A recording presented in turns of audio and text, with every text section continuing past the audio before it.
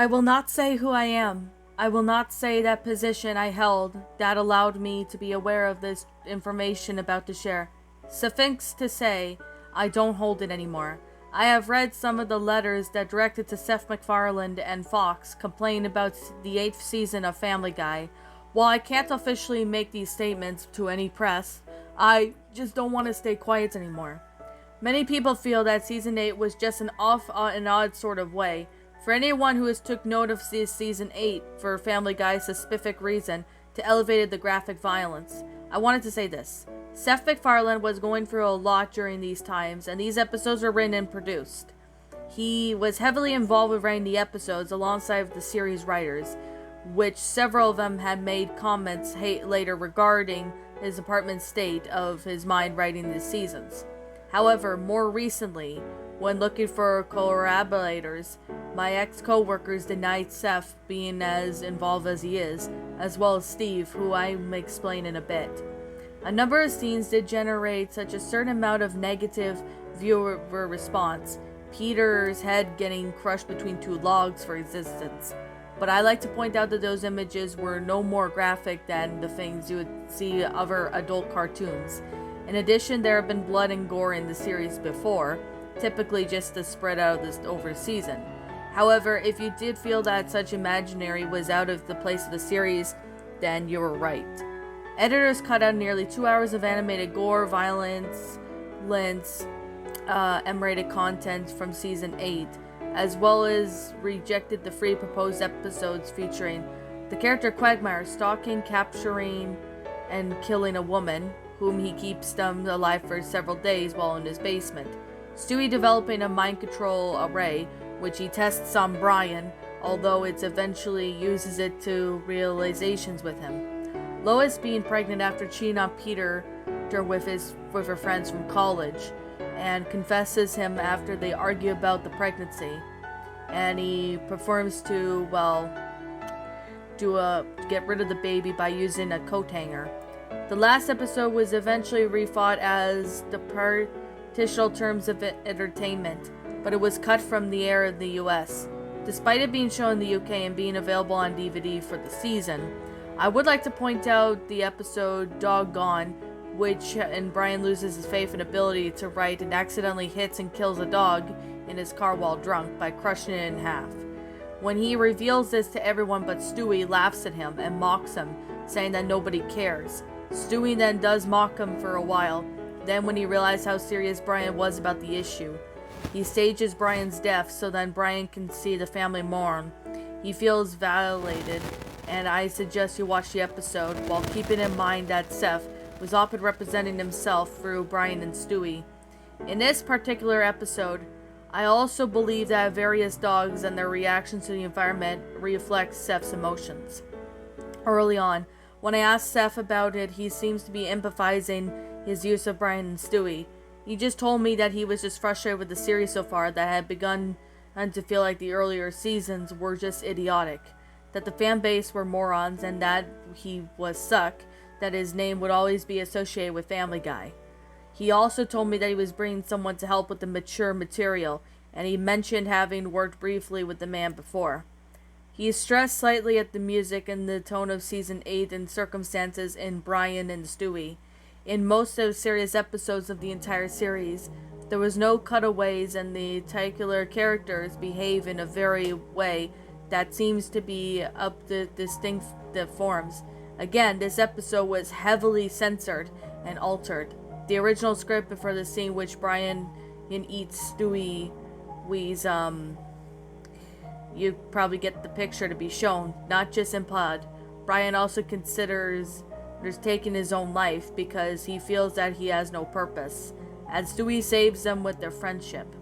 Following this episode, the tone even things out and things return to more or less normal for the series.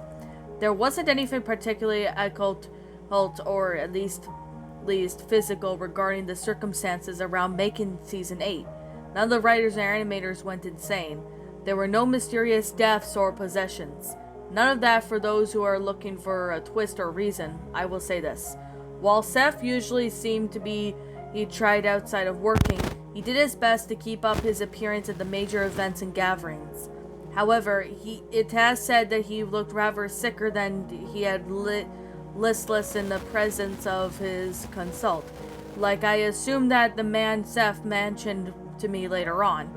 Was reluctant to say that no suggestions to said whom I will call Steve, made from what I've gathered a bit, really making suggestions during the sessions until around episode 3, but was talking to Seth in private about the series. He was silent for some time and almost absent aside from just sitting in, and then began to converse about more actively that Seth and his co-workers in the middle of the season. While for those who had to deal with Steve, he usually seemed to be irritated or perturbed by his presence, he did have some connections. Dwayne Johnson's brief appearance in episode 10, Big Man on the Hippocampus, was attributed by Steve, and I was told by Mr. Johnson when jokingly he asked one of the crew to set about how he asked to do the scene, commented that there was only there because he owed a favor to Steve.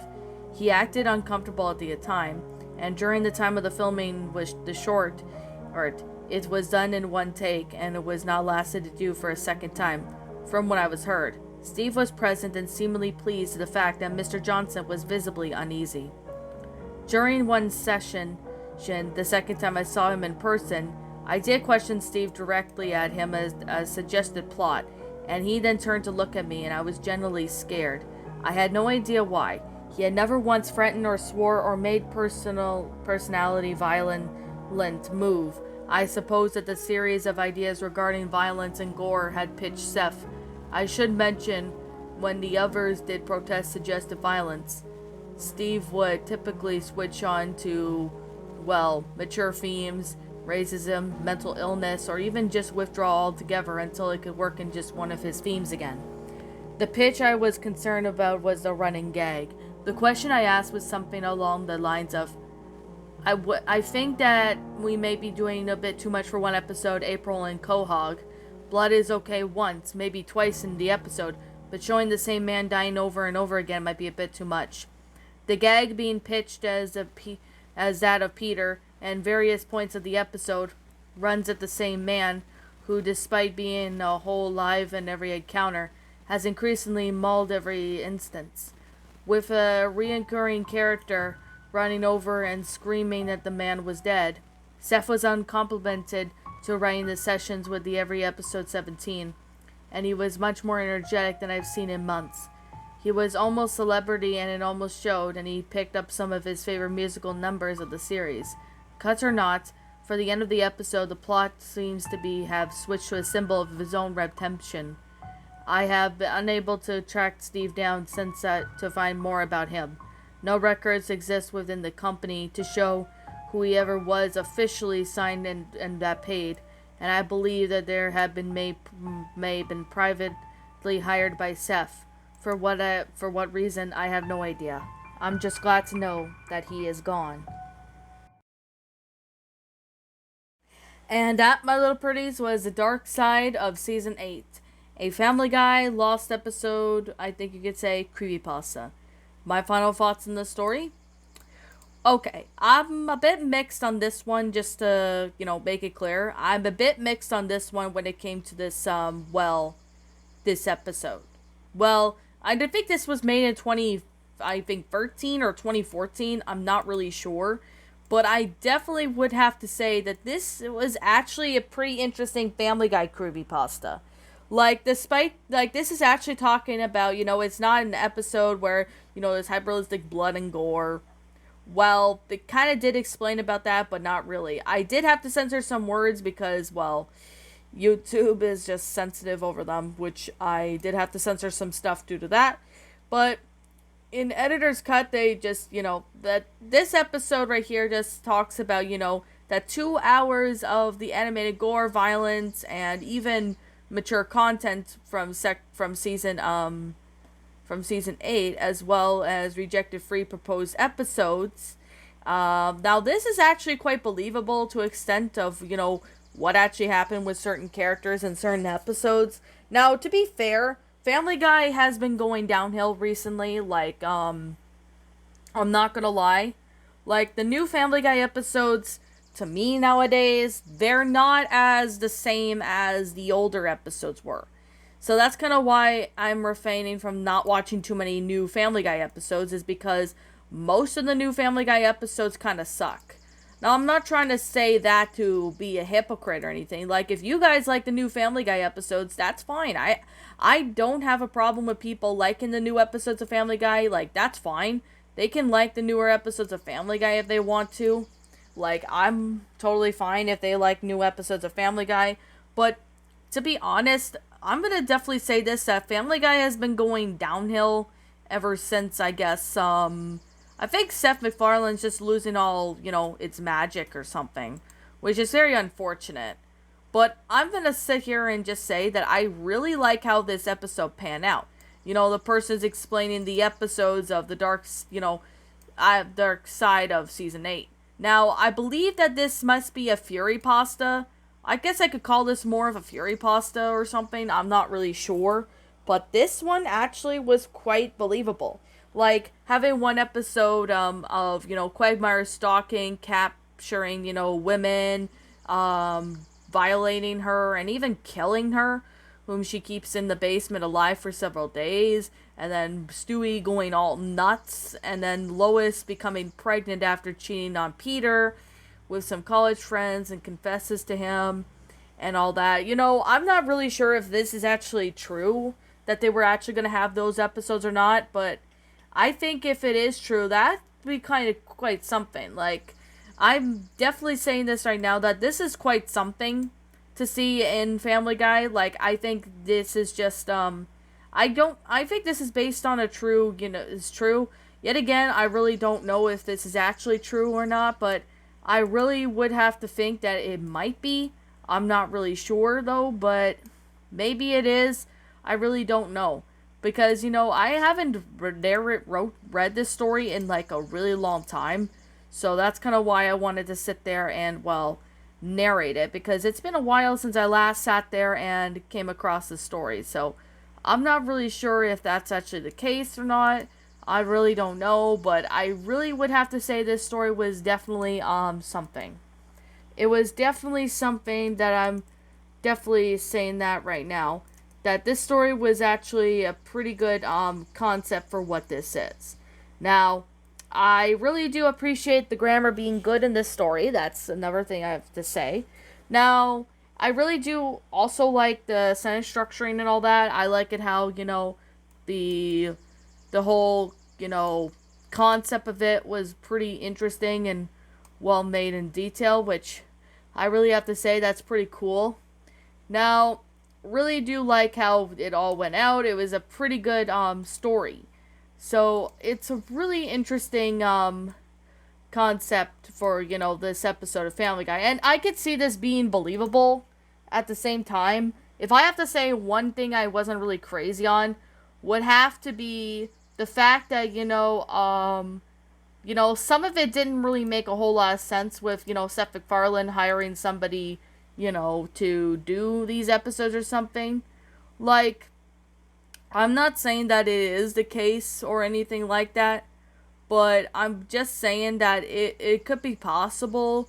But yet again, I'm not really sure because, not really sure if, if it's actually the case, but really would have to say, that this story actually was quite amazing in that. So that's really something. Like, I'm not really sure if that's actually the case or anything, but I really would have to say that the story actually provided pretty good detail on, why this episode, went out the way it did. So I would really have to say this one was definitely something. Like, I'm not saying that, but, it's kind of, confusing. But at the same time, I think that's kind of what happened.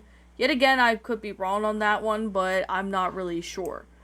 But yet again, I guess, but I guess you could definitely say that the story actually provided pretty good detail. It was really neat, and it was actually, pretty interesting. So I really do like how this story went out, and I really do find this one to be, a pretty good pasta. Now, Definitely would have to say it's a pretty good one for what this is. I really do find, the concept to be good. I really like how the story went out, although I do wish that it was a little bit, well, interesting or something. But yet again, that could be, wrong. But I really don't know because I haven't watched Family Guy in like a while and I don't really keep up with it ever since I guess Family Guy will become killed or something. Like, I think Family Guy nowadays has killed, the whole series, because, yeah. Now, anyway, so that being the case, that being said, I'm gonna sit there and say this right now, and like I always continue to say, this is just simply my own personal opinion, and if you happen to disagree with me, that's fine too. We're all entitled to our own opinions regards to these creepypastas, and this is simply my own personal thoughts. My final rating of this story would have to be a 9 out of 10. I'm giving it a 9 because it was a good story and all that. But I think the one thing that is, kind of takes down a point is the fact that, it's a bit confusing, what Seth MacFarlane was doing and all that. It's quite confusing. But at the same time, it's still a pretty enjoyable story. I really still find this story to be an enjoyable concept for what it is. Still really liked it. It's pretty interesting, really well made in detail, and I definitely would like to say that this is actually a pretty good Family Guy creepypasta. So, I guess with that being the case, and with that being said, what did you guys think about this creepypasta? Did you all enjoy it? Did you all not? Also, what we have done personally to help make this story a lot better?